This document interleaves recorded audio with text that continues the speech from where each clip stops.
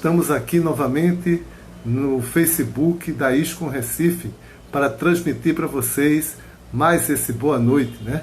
Que essa noite possa ser de paz, que possa ser de reflexão, que a gente possa entender melhor o que fizemos durante nosso dia, né?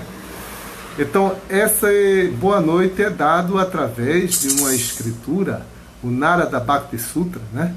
Então, esse Narada Bhakti Sutra, ele trata sobre o serviço devocional ao Senhor Supremo. Esse serviço devocional, ele é uma ciência, é a dedicação de nossas atividades para a satisfação do Senhor Supremo. Hare Krishna! Essa dedicação, ela é de todo o coração. Então, se o nosso coração tem raiva, se formos ter raiva, tem que ser em relação com Krishna. Se o nosso coração tem desejo, se formos ter desejos, tem que ser em relação com Krishna. E todos os sentimentos que nós temos, devemos evitar de aplicá-los de forma material e dedicar esses sentimentos todos em relação com Krishna. Então, esse é o verso de hoje, para nós refletirmos. Como aplicarmos nossos sentimentos, né? Temos o cuidado de só ter sentimentos em relação com Krishna e não ter sentimentos em relação a coisas materiais, seja de amor, seja de ódio, né?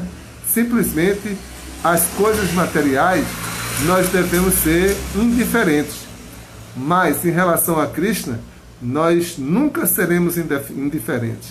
Nós sempre daremos a Krishna sempre a relação para incrementar o seu serviço, né? Então, os nossos desejos, os nossos sentimentos, os nossos amores e desamores, se tivermos, vamos ter em relação com Krishna. Então, é esse verso, gente. Eu vou ler o verso em sânscrito e depois vou ler a tradução e o significado para a gente ampliar nossa visão desse verso do Narada Bhakti Sutra. Então, o verso é o verso 65 do capítulo 4. E esse capítulo é devoção pura e mista, né? São as dicas de Narada Muni, tanto para os devotos avançados, quanto para os devotos que estão na fase de prática, né?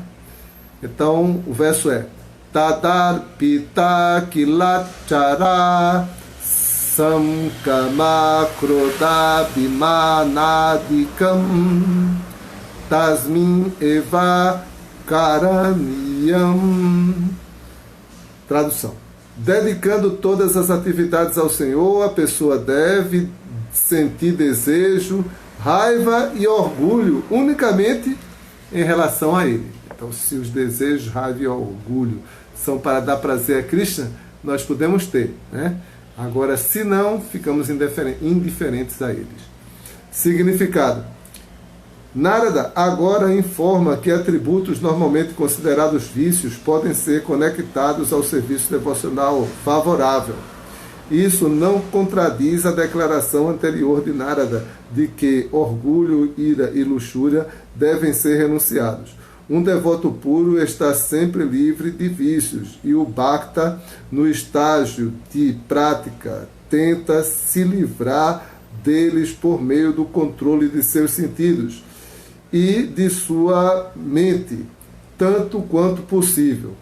Por conseguinte, Narada aqui se refere à aplicação transcendental de ira, orgulho e luxúria em relação ao Senhor Supremo. Então, anteriormente, Narada já tinha condenado o orgulho, a luxúria, a ira, e agora parece que ele está aprovando essas atividades, mas só que em relação a Krishna. Então, o que ele condenou foi a gente aplicar essas emoções que existem na plataforma material. Isso aí é condenado. Mas se é para servir a Krishna, então a gente pode fazer uma aplicação bastante consciente de Krishna, né? A gente pode ficar orgulhoso se é de Krishna, né? A gente pode ficar luxurioso se é de Krishna, né? Se a gente pode ficar de alguma outra maneira, né? Se é de Krishna. Agora aqui eu estou transmitindo pelo celular e dá para ver o chat imediatamente, né? Aqui o Jainityananda está dizendo que Krishna deve ser o centro de todos os relacionamentos e sentimentos. Exatamente, né? É isso aí que Narada Muni está colocando. Quando o relacionamento e o sentimento não tem Krishna como centro, aí sim, mesmo a bondade, se ela não está centralizada em Krishna, a gente evita, né? E coisas assim, que é ira, por exemplo, que está no modo da ignorância, mas está centralizada em Krishna, então a gente pode usar para servir a Krishna. Vamos continuar. Devotos liberados frequentemente aplicam esses assim chamados vícios no serviço devocional e podemos aprender essa arte com eles. Hanuman deu expansão à sua ira contra Ravana, o inimigo do Senhor Rama. O Senhor Krishna instigou Ajna a se irar a fim de que lutasse na batalha de Kurukshetra. Mesmo o Senhor Chaitanya irou-se com os irmãos alcoólatras Jagai e Madai. Estes são exemplos de iras apropriadamente direcionadas. Não é possível pararmos a ira completamente. Como Srila Prabhupada escreve, tentar criar um vazio na mente é artificial. O vazio não permanecerá. Por outro lado, se alguém sempre pensa em Krishna e como servir Krishna melhor, sua mente naturalmente estará controlada. A gente pode aplicar a ira, né? Agora, no estágio assim, contaminado, assim, a gente tem que ter cuidado se a gente está colocando Krishna no centro, né? Ou se essa ira não é um aspecto do nosso falso ego, né? Que vai atrapalhar o serviço devocional. Então a gente tem que se livrar da ira baseada no falso ego, né? E a ira no estágio puro pode ser aplicada, né? Mas no estado contaminado, a gente tem que analisar muito bem se essa ira tem Krishna no centro, né? Até mesmo a ira voltada a Krishna pode ser parte do serviço devocional. As golpes, por exemplo, frequentemente se iravam com ele durante brigas de amantes. Certa vez, Shrimati Radharani ficou descontente com Krishna e ordenou que suas assistentes o impedissem de vê-la a todo custo. Os vaqueirinhos brincavam de luta com Krishna na floresta e, na paixão do jogo, irritavam-se com ele e diziam-lhe que não brincariam mais com ele. O Senhor Krishna se agradava muito com esses descomposturas de amor e ele pedia perdão a seus amigos, né? Agora você vê que essa plataforma é uma plataforma muito avançada, né? As golpes, os pastorzinhos de vacas, né? Então, na plataforma ainda condicionada, que a gente ainda age muito por falso ego, então a gente tem que ter muito cuidado de aplicar ira no serviço a Krishna, para não queimar os devotos, né?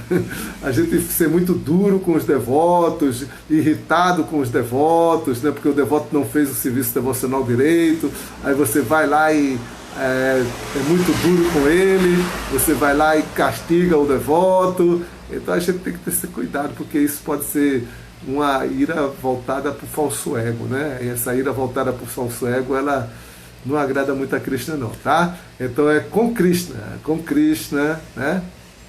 No serviço a Krishna a gente analisa bem direitinho como aplicar essa ira, ok?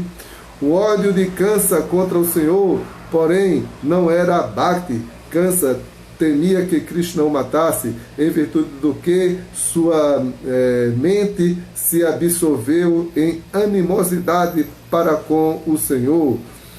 Prabhupada escreve: o estado mental de um grande devoto também está absorto em Krishna, mas um devoto pensa nele de maneira favorável e não desfavorável. Então, no caso de Kansa, a ira de Kansa para com Krishna era uma ira desfavorável. Então, uma ira que é baseada na inveja que ele tinha de Krishna. Então, não era considerado serviço devocional direto, né? Mas a gente sabe que Kansa, ele veio a esse mundo para fazer o serviço devocional de ser um demônio, né? Então é um serviço indireto, né? Lembre-se que Kansa era aqueles porteiros Jai e Vijaya que foram amaldiçoados pelos 4 Kumaras e caíram no mundo material 3 vezes, e uma dessas vezes foi Kansa, né? Então o serviço que Krishna queria lutar, Krishna queria brigar, queria que alguém xingasse ele. Aí, para fazer isso, tinha que ser um devoto, né? Aí, nesse caso, entrou o caso de Kansa, né? Então, a gente tem que ter cuidado aí, porque são plataformas muito elevadas de serviço devocional que a gente está tratando aqui. Não é um serviço devocional comum, né? São um serviço devocional de Mahabhagavata. As golpes, mesmo Kansa, ele era um Mahabhagavata. Só que veio fazer o papel do demônio para poder brigar com Krishna, né? Krishna não briga com qualquer alma condicionada. Ele tem que ser um devoto Nityasiddha que vem aqui para servi-lo, né? Devemos aguardar com paciência pelo dia em que esses sentimentos manifestar-se-ão naturalmente dentro de nós. Neste momento, não seremos capazes de impedi-los, mesmo caso queiramos. Enquanto isso, podemos praticar